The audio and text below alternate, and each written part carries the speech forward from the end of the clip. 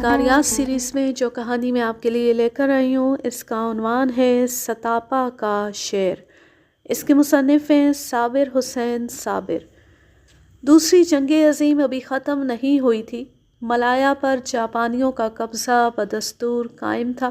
وہ ہر قیمت پر ملایا پر اپنا قبضہ برقرار رکھنا چاہتے تھے، اسی لیے انہوں نے کئی اہم مقامات پر دفاعی حصار اور مورچے تعمیر کر لیے تھے۔ اسلحے کے گودام جو انگریزوں نے اپنے دور حکومت میں بنائے تھے دوسری جگہوں پر منتقل کیے جا رہے تھے۔ ملایا کے دارالخلافہ کوالالمپور کو انگریزوں کے متوقع حملے سے بچانے کے لیے جاپانیوں نے گرد و نواح کے ربڑ کے جنگلات میں خفیہ دفاعی مورچے بنائے ہوئے تھے۔ جنگ کا آخری سال تھا۔ میں 2.5 سال کا عرصہ پہانگ کے جنگلات میں گزار کر ربڑ اسٹیٹ میں واپس آ گیا تھا۔ ربڑ کی اس اسٹیٹ میں بھی جاپانیوں نے اسلحے کے گودام اور دفاعی مورچے تعمیر کیے ہوئے تھے۔ یہ اسٹیٹ کوالالمپور کے مشرق میں 5 میل دور ستاپا کے مقام پر واقع ہے۔ ان دنوں اس کا انتظام ہاتھورنڈن کمپنی کے سپرد تھا۔ میں گزشتہ 5 سال سے اس کمپنی میں ملازم تھا۔ اس کمپنی نے ربڑ کے درختوں سے دودھ نکالنے کا کام ٹھیکے پر دیا ہوا تھا۔ میری ڈیوٹی صرف یہ تھی کہ میں اسٹیٹ کی حدود میں ناجائز طور پر داخل ہونے والے مال مویشیوں کو نہ آنے دوں۔ علاوہ ازیں کمپنی کے نوٹس میں یہ بات بھی آئی تھی کہ ربڑ کا دودھ نکالنے والے مزدور موقع ملتی ہی اسٹیٹ میں بہنے والے ندی نالوں کی ریت سے سونا صاف کرتے رہتے ہیں، لہٰذا مجھے سختی سے حکم دیا گیا تھا کہ میں ایسے افراد کی نگرانی کروں۔ یوں تو کمپنی نے اسٹیٹ کی حفاظت کے لیے چاروں طرف خاردار تاروں کی باڑ بنائی ہوئی تھی، لیکن دیہاتیوں نے گھاس وغیرہ کاٹنے اور چوری چھپے مویشی چرانے کے لیے جگہ جگہ سے راستے بنائے ہوئے تھے۔ اسٹیٹ کا علاقہ میدانی ہے، البتہ بعض جگہوں پر اونچے اونچے ٹیلے بھی پائے جاتے ہیں جن کے درمیان چھوٹے چھوٹے برساتی نالے رواں ہیں۔ اسٹیٹ کی دیکھ بھال اور آمد و رفت کی سہولت کے لیے کچی سڑکوں کا جال بچھا ہوا ہے۔ ان دنوں اس اسٹیٹ میں کوئی 1000 کے لگ بھگ مزدور کام کر رہے تھے۔ وہ رات کے 2 بجے سے صبح کے 10:30 بجے تک کام کرتے رہتے تھے۔ درختوں سے دودھ نکالنے کا کام مزدوروں میں بانٹا ہوا تھا۔ عام طور پر 1000 درختوں کے لیے 20 کارکن مقرر کیے جاتے تھے۔ پہلے 6 گھنٹوں میں درختوں میں شگاف کرنے اور دودھ جمع کرنے کے لیے برتنوں کو صحیح مقام پر رکھنے کا کام ہوتا تھا۔ باقی وقت میں یہ دودھ اکٹھا کر کے وزن کرنے والی مشینوں کی طرف لے جایا جاتا، جہاں اس کا وزن کر کے خاص ڈبوں میں بند کر دیا جاتا۔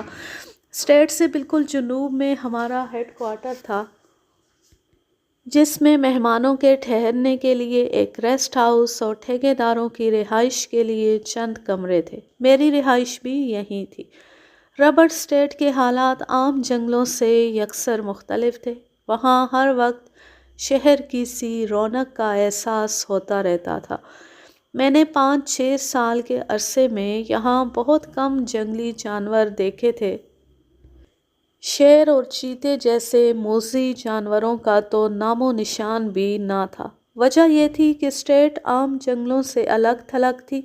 علاوہ ازیں یہاں قدرتی پناہ گاہیں اور کھائیاں ناپید تھیں، چنانچہ کسی درندے نے بھی ربڑ اسٹیٹ کو اپنا مسکن نہیں بنایا تھا۔ ایک دن ایک ایسا واقعہ ظہور میں آیا جسے سن کر میں لرز گیا۔ اسٹیٹ کے شمال میں ٹیلے پر ایک گائے مردہ پڑی ہوئی پائی گئی۔ یہ گائے ٹھیکیدار نے سب سے پہلے دیکھی تھی۔ اس کا خیال تھا کہ گائے میری ہے۔ اس نے اس سلسلے میں مجھ سے استفسار بھی کیا۔ جب مجھے اصل واقعے کے متعلق علم ہوا تو میں نے موقع واردات پر جا کر گائے کی لاش کا معائنہ کرنے کا فیصلہ کیا۔ گائے کے جسم پر 2-3 جگہوں پر دانتوں کے نشانات تھے۔ ایسا دکھائی دیتا تھا کہ گائے کو ہلاک کرنے والا درندہ اسے کھا نہیں سکا۔ وہ کون سا جانور ہو سکتا تھا؟ شیر اور چیتے کی موجودگی بعید از قیاس تھی، لیکن ठेकेदार ने मेरी उलझन को दूर कर दिया।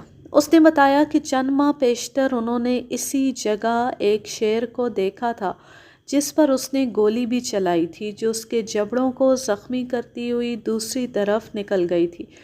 क्या इस वाक़ये से पहले शेर किसी वारदात का मुर्तकिब हुआ था? नहीं। मुझे अंदाज़ा हो गया कि ठेकेदार ने शेर पर नाहक गोली चलाई थी। मुझे पता था कि इस तरह की हरकत बाद में कितने संगीन हालात का बायस बन सकती है। शेर ने गाय को हलाक कर दिया था। दरअसल वो इंतकाम लेना चाहता था। ठेकेदार ने इस खबर को मसलहतन छुपाए रखा क्योंकि इससे मज़दूरों में खौफ व हरास फैल सकता था। मैंने भी इस खबर को अपने तक ही महदूद रखा। दरअसल मुझे ख़दशा था कि अगर जापानियों को इस वाक़े के बारे में इल्म हो गया तो वो मुझसे बासपुर्स करेंगे कि मैंने गाय को स्ट्रेट में क्यों आने दिया था। जापानियों को तो बासपुर्स करने के लिए एक बहाना चाहिए था। ये गाय करीब के देहात के किसी देहाती की थी। मैंने अपने तौर पर गाय के मालिक का सुराख लगाने की बहुत कोशिश की, लेकिन मुझे इसमें नाकामी हुई। इर्द गिर्द के देहात में किसी ने भी ये तस्लीम नहीं किया कि मुर्दा गाय उनकी थी। शायद उन्हें डर था कि मैं गाय के मालिक के ख़िलाफ़ शिकायत कर दूँगा। रबर स्टेट में शेर का आना मेरे लिए हैरान कुन बात थी। नज़दीक के जंगलों में फ़ौजियों ने अपना कब्ज़ा जमा लिया था।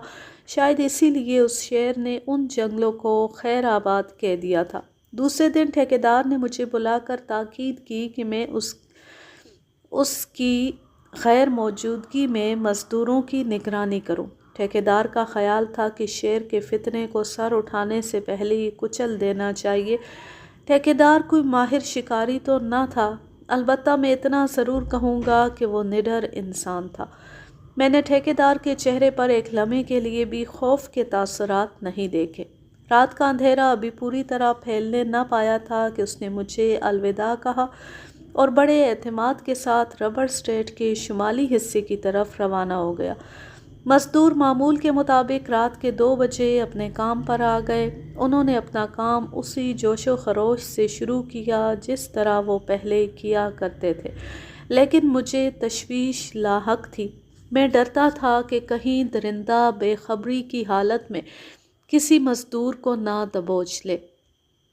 मैं साइकिल पर सवार होकर सारी रात मटर गश्त करता रहा। ये रात बग़ैर किसी हादसे के गुजर गई। सुबह 9 बजे ही से मज़दूर हेडक्वार्टर में पहुंचना शुरू हो गए।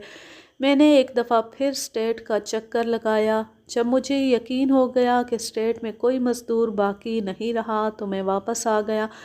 ठेकेदार की गैर मौजूदगी में हेडक्वार्टर में मेरी मौजूदगी ज़रूरी थी। मैं काफ़ी देर तक दूध तौलने वाली मशीन के पास खड़ा निगरानी करता रहा। अभी आधा काम भी न हुआ था कि मैंने देखा कि स्टेट के शुमाली हिस्से से बहकर आने वाले नाले का पानी ज़रूरत से ज़्यादा गदला है। ये अमर इस बात की निशानदही करता था कि शुमाली हिस्से में कोई मज़दूर गैर कानूनी तौर पर नाले की रेत से सोना साफ़ कर रहा है। मैंने नाले के साथ साथ चलकर सोने के चोर को गिरफ्तार करने का फ़ैसला किया। मंजिल की जानिब मेरा एक एक कदम बड़ी एहतियात से उठ रहा था। थोड़ी दूर चलकर मैंने देखा कि नाले का पानी और ज़्यादा गदला हो गया है।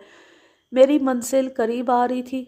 नाले का मोड़ मुड़ती ही मैंने देखा कि 200 गज के फासले पर कोई धोती पोश नौजवान बड़े इन्हमाक से अपने काम में मसरूफ़ है।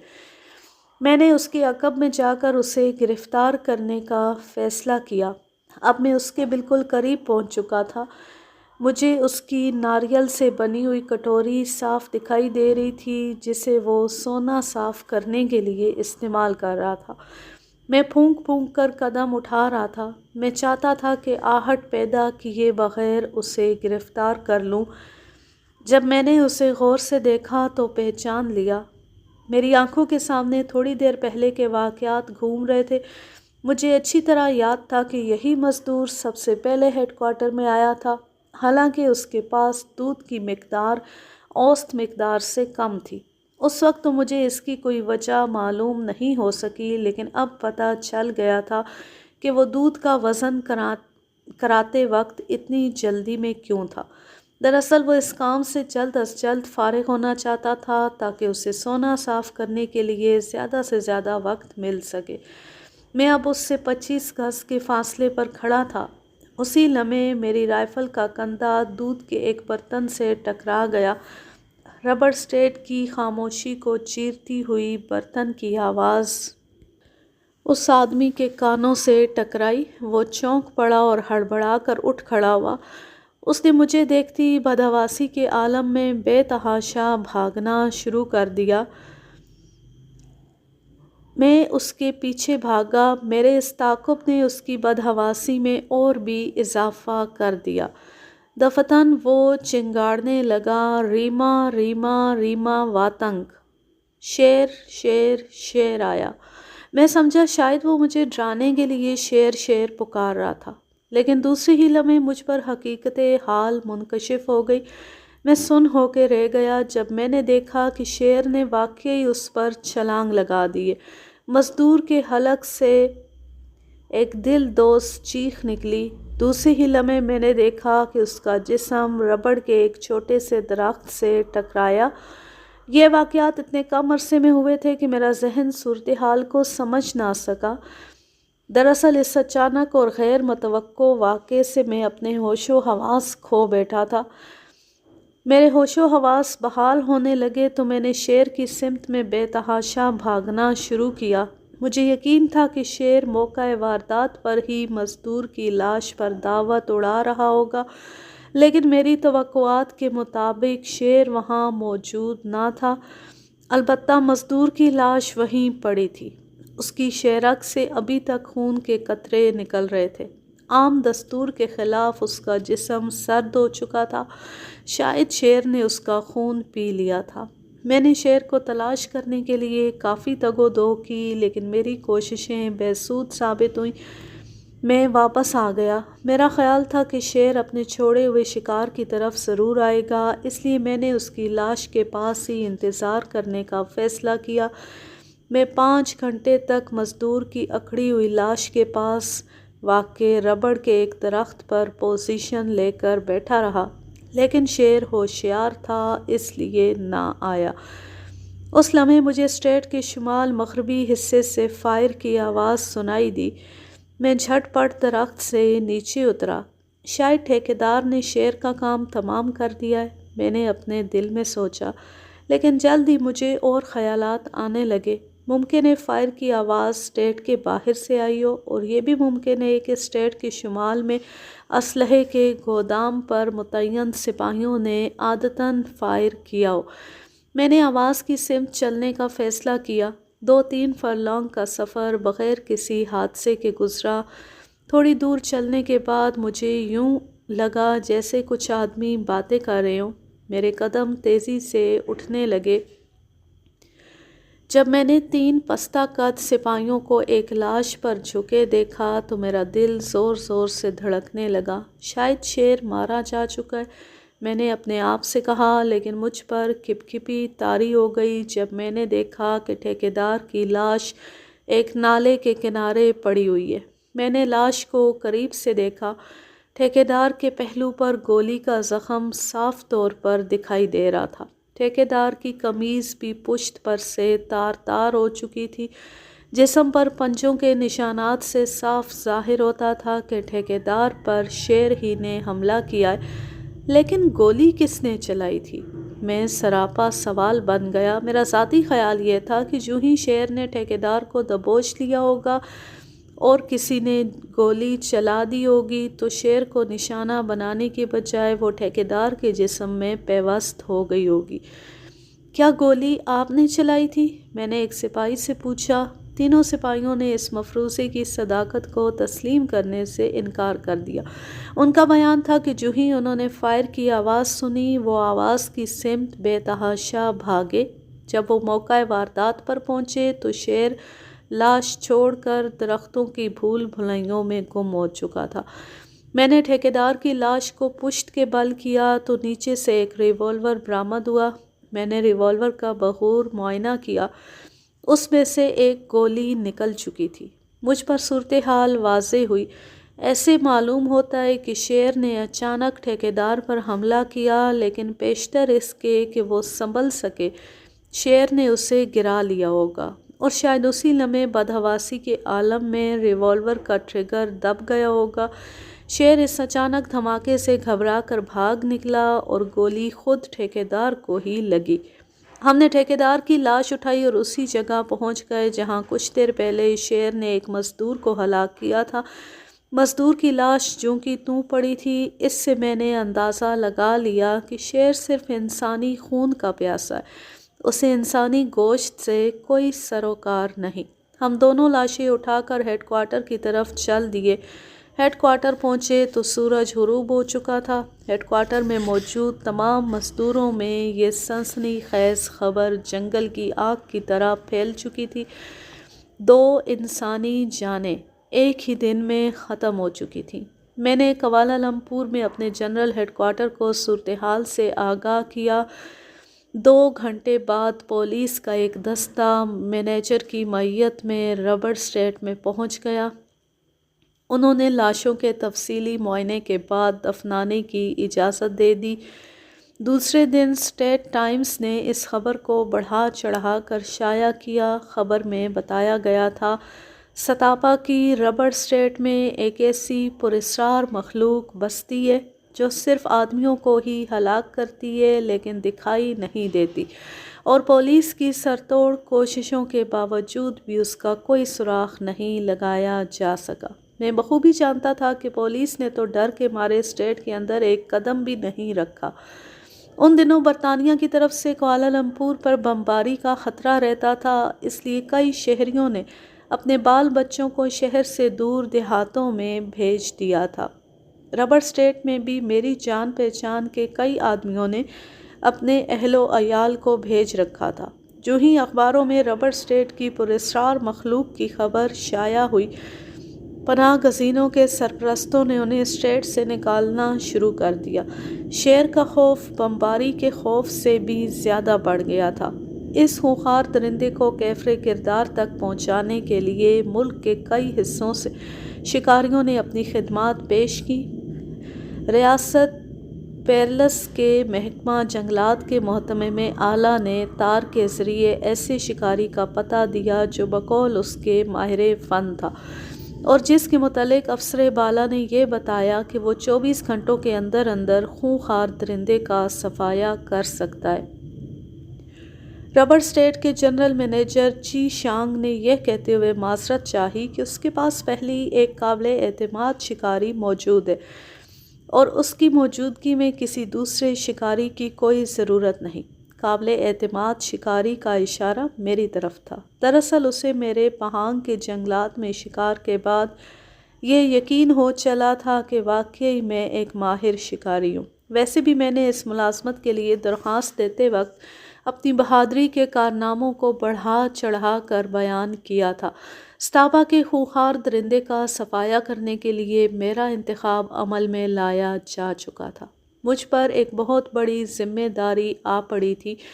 گو میں نے اس سے پہلے 4-5 کامیاب شکار کھیلے تھے، لیکن پھر بھی ایک انجانا خوف جو ہر شکاری کو شکار سے پہلے محسوس ہوتا ہے میرے ذہن پر بھی مسلط ہو چکا تھا۔ میں خواہ مخواہ اپنے لیے خطرات مول نہ لے سکتا تھا۔ میں نے اپنے مینیجر کو بتایا کہ فی الحال کسی دوسرے ماہر شکاری کی خدمات حاصل کرنے میں کوئی حرج نہیں۔ دراصل اس طرح میں اپنی ذمہ داریوں سے چھٹکارا پانا چاہتا تھا۔ بڑی بحث و تمہیز کے بعد میں نے چی شانگ کو اپنا ہم خیال بنا لیا۔ اس روز جب میں اپنے ہیڈ کوارٹر میں واپس پہنچا تو مجھے یہ دیکھ کر بڑی حیرانی ہوئی کہ میری رہائش کے پچھواڑے میں بندھے ہوئے مویشیوں میں سے ایک بیل غائب ہے۔ یہ مویشی میں نے محض اس لیے خریدے تھے کہ میرے پاس کافی تعداد میں جاپانی نوٹ جمع ہو چکے تھے۔ مجھے پتا تھا کہ جاپان کی کرنسی چند دن کی مہمان ہے، چنانچہ میں نے اسی رقم سے مال مویشی خرید لیے تھے اور سرمائے کا تحفظ کر لیا تھا۔ جب میں پچھواڑے میں داخل ہوا تو تمام مویشی سہمے ہوئے تھے، بعض نے تو رسیاں بھی توڑا لی تھی۔ گم شدہ بیل چارے کے ڈھیر کی دوسری طرف مرا پڑا تھا۔ معلوم ہوتا تھا کہ درندے نے اسے مار کر خون پی لیا ہے۔ حیرت انگیز بات یہ تھی کہ شیر اپنی منمانی کرنے کے بعد غائب ہو گیا تھا، حالانکہ پچھواڑے کی دیواریں 10-12 فٹ بلند تھیں۔ میں نے ارد گرد کی زمین کا معائنہ کیا۔ کافی فاصلے تک درندے کے پنجوں کے نشانات موجود تھے۔ یہ نشان اسٹریٹ کے درختوں کے پاس جا کر ختم ہو گئے تھے۔ اس روز ہلکی سی بارش ہوئی تھی، شاید اسی لیے اس جگہ کی خشک زمین پر درندے کے پاؤں کے نشانات جم نہ سکے تھے۔ کوالالمپور کے مرکزی ہیڈ کوارٹر کے کلرک انچارج تھین سینری یوان نے ٹیلی فون کے ذریعے اطلاع دی کہ یتمبرلو کے ایک نامور شکاری احمد بن حسین ربڑ اسٹریٹ کے خونخوار درندے کا صفایا کرنے کے لیے آ رہے ہیں۔ مجھے حکم دیا گیا تھا کہ میں ربڑ اسٹریٹ کے باہر ان کا انتظار کروں اور انہیں اپنی معیت میں ریسٹ ہاؤس میں لے چلوں۔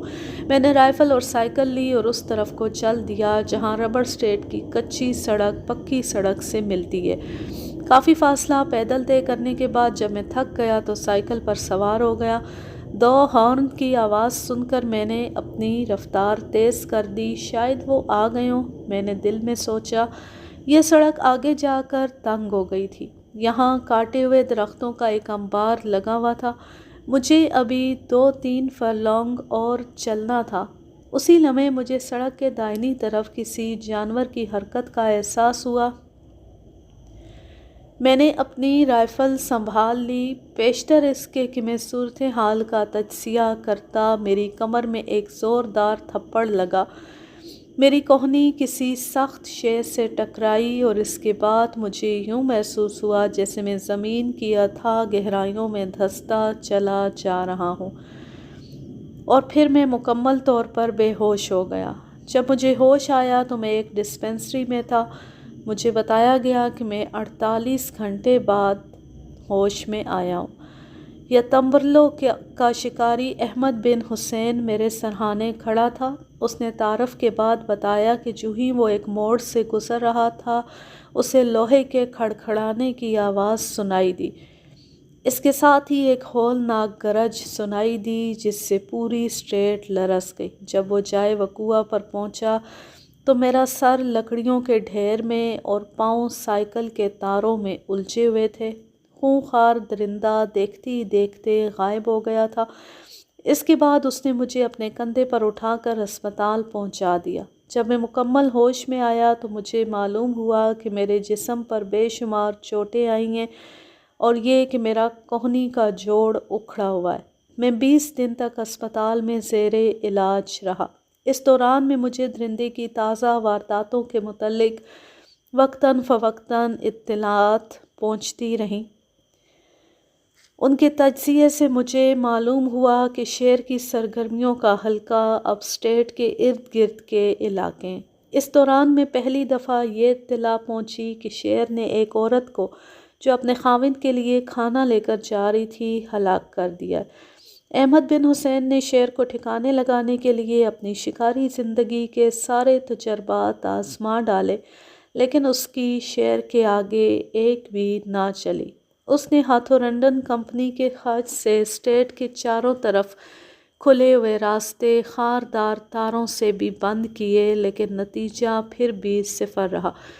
اس کے دوسری دن شیر نے اسلحے کے گودام پر موجود ایک کھوجی کتے کو ہلاک کر دیا۔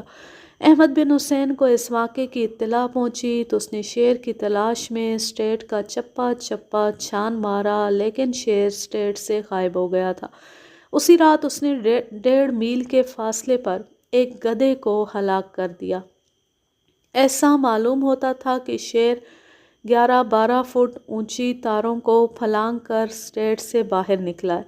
احمد بن حسین نے آخری چال چلی۔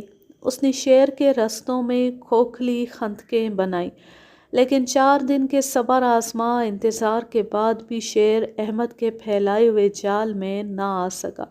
5ویں دن بڑا دلچسپ واقعہ ہوا۔ احمد بن حسین شیر کا طویل انتظار کرنے کے بعد سحری کے وقت درخت سے نیچے اترا۔ ابھی وہ تھوڑی دور گیا تھا کہ اپنی ہی بنائی ایک خندق میں گر گیا۔ صبح ہونے تک وہ اسی خندق میں پڑا رہا۔ صبح وہ بڑی مشکلوں کے بعد وہاں سے نکلا۔ صیاد اپنے ہی پھیلائے ہوئے جال میں گرفتار ہو گیا تھا۔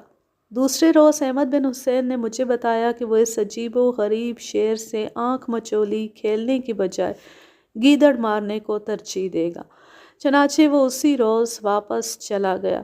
ربڑ اسٹیٹ پچھلے 1 مہینے سے بند پڑی تھی۔ کمپنی کو بہت نقصان برداشت کرنا پڑ رہا تھا۔ تنگ آ کر چی شانگ نے ریاست پیرلس کے اس نامور شکاری سے رجوع کیا جس کی سفارش محکمہ جنگلات کے محتمم اعلیٰ نے کی تھی۔ اس کا نام تنسایو رام تھا۔ ربڑ اسٹیٹ میں اس کی آمد کی پہلی رات یہ خبر ہر طرف پھیل گئی کہ ریماستاپا ہلاک ہو چکا ہے۔ دوسرے روز اخباروں میں بھی اس کے ہلاک ہونے کی خبر شائع ہوئی۔ جب میں نے چی شانگ سے ٹیلی فون پر رابطہ قائم کیا تو اس نے بتایا کہ شیر کے مارے جانے کی خبر غلط ہے۔ دراصل وہ جانور جسے سایو رام نے اپنی دانست میں شیر سمجھ کر ہلاک کیا تھا ایک کتا تھا۔ چی شانگ نے یہ بھی بتایا کہ صورتحال میں بہتری کی کوئی امید نہیں اور یہ کہ کمپنی مزید خسارہ برداشت نہیں کر سکتی۔ دوسرے دن میں اسپتال سے فارغ ہو کر اسٹیٹ میں چلا گیا۔ 48 گھنٹے گزر جانے کے باوجود بھی سایو رام شیر کو ہلاک نہ کر سکا۔ اگلی روز اسلحے کے گودام پر متعین ایک سپاہی مرا ہوا پایا گیا۔ بعد میں تفتیش کرنے پر پتہ چلا کہ اسے شیر نے ہی ہلاک کیا ہے۔ اس کی گردن پر دانتوں کے نشانات بہت گہرے تھے۔ معلوم ہوتا تھا کہ درندے نے خوب اطمینان سے اس کا خون پیا ہے۔ صورتحال اب برداشت سے باہر ہوئی جا رہی تھی۔ اس میدان میں کود جانا میرے لیے ناگزیر ہو گیا تھا۔ چنانچہ میں نے سایو رام کو واپسی کا ٹکٹ خرید کر دیا اور اسے رخصت کر دیا۔ شام کو میں نے ایک دمبے کا بندوبست کیا۔ یہ دمبا میں نے اسٹیٹ کے شمالی حصے میں خاردار تاروں کے ساتھ باندھ دیا۔ میں اس کے قریب ہی ربڑ کے درختوں پر مچان بنا کر بیٹھ گیا۔ ساری رات آنکھوں میں کاٹتی لیکن شیر نہ آیا۔ دوسری رات پھر مچان پر گزارنے کا فیصلہ کیا۔ رات کے تقریباً 12 بجے تھے۔ مجھے دمبے سے کوئی 10-12 گز کے فاصلے پر 2 چمکتی ہوئی آنکھیں نظر آئیں۔ میں سنبھل کے بیٹھ گیا۔ دمبے نے شیر کو دیکھ کر ممیانا شروع کر دیا۔ میں نے سرچ لائٹ پھینکی۔ شیر دمبے کی طرف متوجہ ہونے کی بجائے مجھے گھور رہا تھا۔ میں بائیں طرف سرکا۔ شیر کی آنکھیں داہنی طرف کو گھوم گئیں۔ میں نے شیر کی آنکھوں کے عین درمیان نشانہ لیا۔ رائفل کی گولی تڑاخ سے نکلی۔ جنگل کی پرسکون فضا میں ہلچل پیدا ہو گئی۔ اسی لمحے دمبے کی فلک شگاف آواز گونجی۔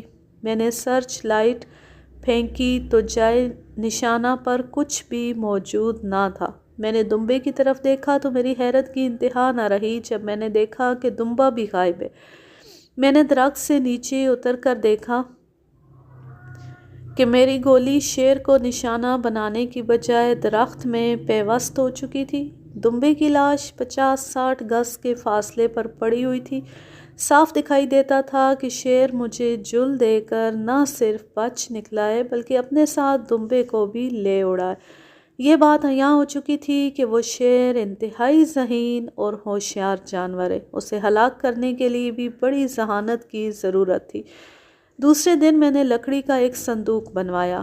یہ صندوق میں نے ربڑ کے 4 درختوں کے درمیان بڑی مضبوطی کے ساتھ کس دیا۔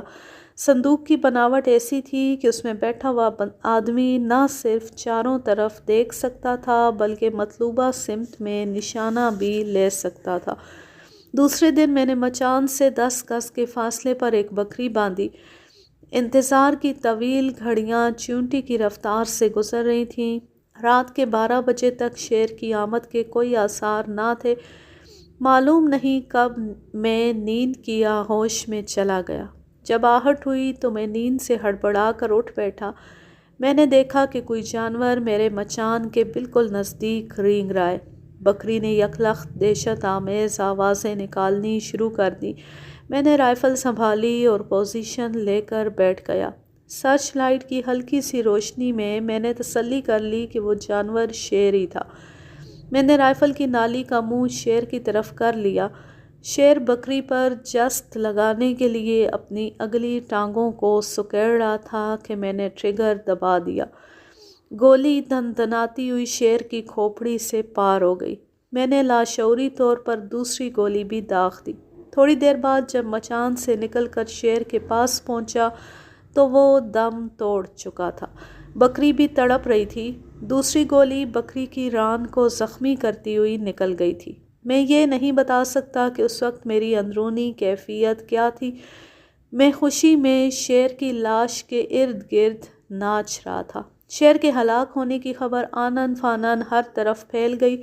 اسٹیٹ ٹائمز نے اس خبر پر تبصرہ کرتے ہوئے لکھا تھا، ربڑ اسٹیٹ کا یہ پہلا اور شاید آخری آدم خور شیر ہے جسے ربڑ اسٹیٹ کے چوکیدار نے ہلاک کیا ہے۔ اس کی بہادری کی جتنی بھی تعریف کی جائے کم ہے۔ اس کہانی کا ماخذ ہے سیارہ ڈائجسٹ، ستمبر سن 1969۔ اب میں لیتی ہوں آپ سے اجازت۔ جہاں رہیں خوش رہیں، شاد و آباد رہیں، ہنستے مسکراتے رہیں۔ اور اگر یہ کہانی یا میرا انداز پسند آئے تو اس چینل کو سبسکرائب ضرور کر لیں، بیل آئیکن کو ضرور پریس کریں تاکہ آنے والی ہر نیو ویڈیو کی نوٹیفیکیشن آپ کو بر وقت ملتی رہے۔ ویڈیو کو لائک کیجئے، زیادہ سے زیادہ شیئر کیجئے اور اچھا سا کمنٹ کیجئے۔ اللہ حافظ، اللہ نگہبان۔